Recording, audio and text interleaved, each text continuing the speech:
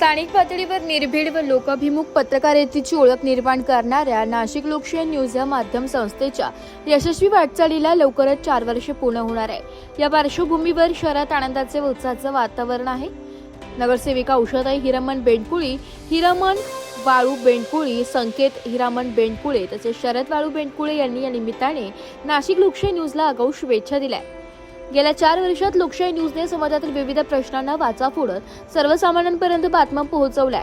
पुढील काळातही असे निपक्षपाती व जबाबदार पत्रकारितेचे कार्य सुरू राहावे अशी अपेक्षा त्यांनी व्यक्त केली आहे।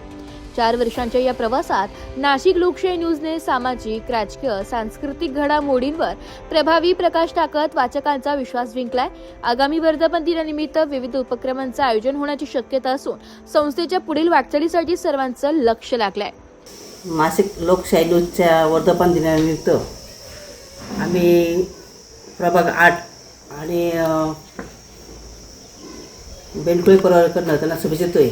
कारण गेल्या 4 वर्षापासून नाशिक लोकशाही न्यूजचं कार्य अतिशय चांगलं आहे आणि लोकांच्या घडामोडी सगळ्यांपर्यंत ते पोहोचतात आणि समजून घेतात।